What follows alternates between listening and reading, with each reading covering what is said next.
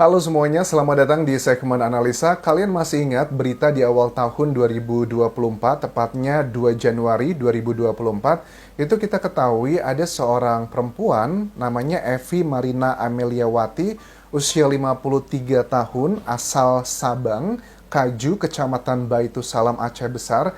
Ini kan ditemukan di dalam kamarnya. Pada saat itu dia sedang mengunjungi putrinya ya, sedang menuntut ilmu di kota Banda Aceh. Ditemukan dalam kondisi yang sudah banyak noda merah di tubuhnya dan dia sudah tidak bernafas lagi. Akhirnya kita baru ketahui yang ada keterangan dari Kombes Fahmi Irwan Ramli, Kapolresta Banda Aceh yang sangat mengejutkan. Ternyata pelakunya adalah sang putrinya sendiri yang mahasiswi yang usianya 25 tahun.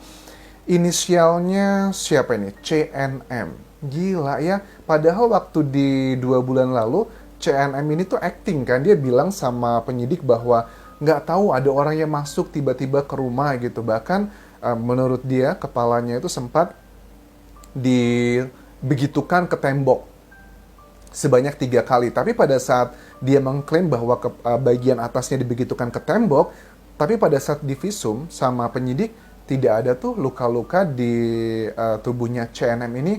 Bahkan ada keterangan dari para tetangga yang saat datang pertama kali ke TKP itu, dia mengatakan bahwa CNM ini putrinya baik-baik aja kok. Cuma kita lihat waktu dia di lokasi itu, CNM ini putrinya itu sudah penuh dengan noda merah tangannya, kemudian bajunya juga sudah banyak cipratan noda merah.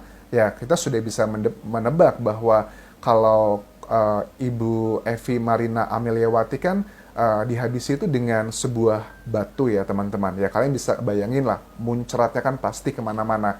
Dalam dunia forensik pun juga bisa ketahuan, tipikal cipratan noda merah di baju kita adalah cipratan langsung dari sumbernya, seperti dengan batu tersebut, ataukah karena kita meluk pada saat kita kaget dan sebagainya, itu ada tipikalnya, jadi nggak bisa dibohongin. Dan untuk menentukan satu orang tersangka kan dibutuhkan 2 alat bukti, dan dari Kombes Fahmi Irwan Ramli dikatakan bahwa sudah ada lebih dari 2 alat bukti, makanya putrinya ini langsung ditetapkan sebagai tersangka.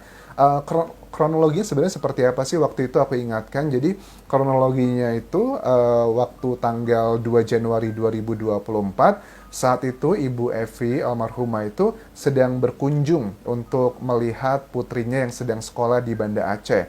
Nah, kemudian pada saat itu dia tidur di malam hari. Pada saat dia tidur di malam hari, ya dia sudah tidak ada nafasnya lagi karena ada batu besar yang mampir ke bagian vitalnya Ibu Evi. Nah, kemudian ada keterangan dari putrinya yang saat itu sebagai saksi doang, sekarang sudah menjadi tersangka, bilang bahwa saya nggak tahu, saya waktu bangun tidur saya kaget, kok tiba-tiba ibu keadaan seperti itu, makanya saya teriak-teriak. Tapi keterangan dari Kapolresta Banda Aceh, ada banyak kejanggalan nih keterangan dari putrinya dan juga olah TKP. Misalnya gini, ternyata olah TKP di lokasi TKP itu tidak ada tuh kerusakan pintu, kerusakan jendela. Jadi indikasinya bahwa orang yang masuk di malam hari itu ya orang yang sudah punya aksesnya, yang bisa masuk ke lokasi TKP tanpa melakukan hal-hal yang merusak pintu dan juga jendela. Itu yang pertama. Yang kedua adalah ternyata tidak ada barang-barang berharga yang hilang. Tujuannya ngapain dong? Kalau orang masuk cuma begitu doang, terus tidak mengambil apapun. Jadi dugaannya sangat kuat, ini adalah karena motifnya sakit hati. Akhirnya setelah dilakukan penyidikan 2 bulan lebih, ya putrinya adalah yang menjadi tersangka. Kemudian dikatakan juga bahwa putrinya ini ternyata dia punya sakit hati yang mendalam dengan ibunya. Sakit hati apa? Ada beberapa spekulasi yang beredar di masyarakat saat ini. Apakah putrinya itu mau dijodohkan mungkin dengan seorang pria di sana, atau karena ada perdebatan tentang masalah pribadi, atau ada ketidaksukaan terhadap ibunya untuk urusan tertentu. Tapi menurut aku ya pada saat seorang putri kayak mahasiswi kan dia juga cerdas gitu, seharusnya bisa berpikir sampai dia berani melakukan hal sejauh itu artinya ada sakit hati yang sebegitu dalamnya. Dugaannya sih seperti itu. Tetapi menurut aku sesakit hati apapun ya tidak bolehlah, tidak berhak sama sekali melakukan hal seperti itu. Terus juga dari keterangan kepolisian bahwa pasal yang dikenakan ini bukan pasal 340 teman-teman, bukan yang pembunuhan berencana, tapi ini adalah yang spontanitas. Oke, tidak diberikan alasan yang detail, tetapi kalau kita lihat pasalnya adalah yang spontanitas, artinya kemungkinan besar ini diawali dengan cekcok. Pada saat cekcok tersebut, tapi kalau cekcok kemudian ibunya tidur, tapi si putrinya masih menyimpan kekesalan, kemudian keluar mencari batu, kemudian langsung memberikan batu tersebut ke ibunya yang sedang tidur. Karena dari hasil otopsi kelihatan banget tidak ada perlawanan dari ibu Evi, karena memang kondisinya dalam keadaan tidur. Jadi langsung begitu aja. Apa yang ngebuat si tersangka ini begitu tega sama ibunya sendiri? Apakah karena urusan sepele seperti itu ataukah yang lainnya?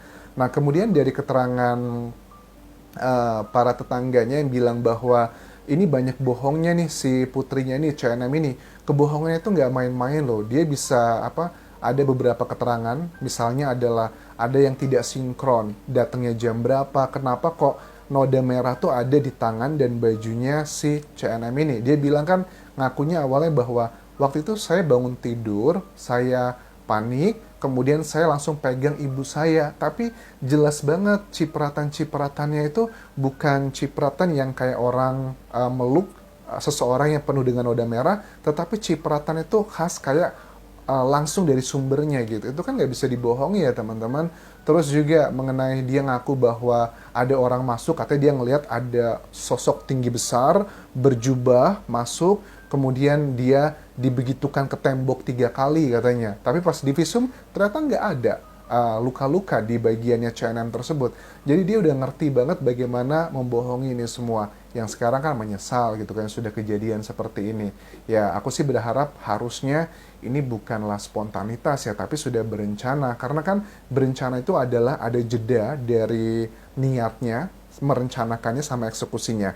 Kalau kondisi dari Ibu Evi ini kan dalam tidur, artinya kan sudah ada jeda. Itu kan jeda nggak harus 1 jam 2 jam, 1 menit 2 menit juga bisa. Dan aku yakin memang beneran telah terjadi kayak cekcok antara mahasiswi ini, ibu dan juga putrinya ini. Kemudian pas ibunya udah tidur, mahasiswinya itu atau putrinya masih ngerasa kesel, dan pas ibunya tidur langsung dilakukan hal seperti itu. Gila ya. Ini adalah salah satu contoh yang harus kalian pelajari baik-baik, bahwa kasus pembunuhan lagi dan lagi ternyata mayoritas lebih dari 90% pelakunya itu adalah orang-orang terdekat. Kalaupun pelakunya adalah orang jauh, biasanya umumnya motifnya adalah karena ekonomi. Tetapi ini jelas, hati-hati. Jadi kita jangan take it for granted. Kalau buat teman-teman yang berbicara dengan anggota keluarga kalian, jangan take it for granted kalian mengatakan hal-hal yang tidak baik, atau kalian memaksakan diri dan sebagainya. Apalagi anak usia 25 tahun tuh sekarang kayaknya mereka tuh lebih rentan gitu nggak sih? Lebih rentannya tuh gimana ya? Self-healing. Kalau zaman dulu, usia-usia yang mungkin kayak anak tahun 90-an, dibentak atau di hal-hal yang mungkin bahkan fisik sama orang tua, kayaknya anak-anak zaman dulu kayak nurut-nurut aja ya. Tapi kalau sekarang, usia 25 tahun, yang 20 tahun, dicubit dikit aja atau diomongin dikit aja sama orang tua, itu bisa sakit hatinya sampai ke ubun-ubun. Jadi memang zamannya udah berbeda ya. Kalau orang-orang zaman dulu kan yang usia 30, 40 tahun, rata-rata waktu mereka masih kecil, pasti mayoritas tuh mendapatkan perlakuan yang dari orang tuanya yang begitu-begitu banget ya. Tapi sekarang cuma diomongin dikit atau dalam tanda kutip dicubit dikit aja, itu mereka yang usianya 20-an tahun sekarang sakit hatinya begitu mendalam banget. Jadi hati-hati ya, ini untuk zaman sekarang nih. Nggak tahu nanti di kita yang menjadi orang tua untuk putra-putri yang usianya mungkin lebih muda lagi, kayaknya akan jauh lebih sensitif. Dan ternyata memang banyak ya hal-hal simple, sakit hati yang menyebabkan orang sakit hati, itu adalah menjadi penyebab dari utama kasus pembunuhan seperti ini. Ya selalu seperti itu sih pada umumnya kalau kasus pembunuhan tuh antara masalah harta, terus juga sakit hati, ataupun juga asmara. Antara itu aja mayoritasnya. Kalau dari sini adalah sakit hati, tapi kan sakit hati general. Gara-gara apa nih? Apakah masalah urusan dengan harta, sakit hatinya, atau gara-gara misalnya kamu udah 25 tahun nih nggak kerja, kamu cari duit, diomelin mulu, mungkin ya masalah harta. Atau masalah asmara, kamu udah 25 tahun ini nggak nikah-nikah, ibu carikan, mungkin juga bisa seperti itu. Ya, atau masalah yang lain lagi. Tapi sekali lagi teman-teman, apapun masalahnya tersebut, tidak bolehlah harus melakukan seperti ini. Dan ini kan juga adalah spontanitas, kadang beberapa hal itu yang tidak direncanakan justru terjadi. Well, kita lihat nanti perkembangannya seperti apa. Terima kasih sudah menonton, sampai ketemu lagi di video berikutnya. Tinggalkan like dan juga komen, subscribe channel YouTube ini, follow Instagram, Facebook, dan juga akun TikTokku di Anjasa Semara. Sampai jumpa.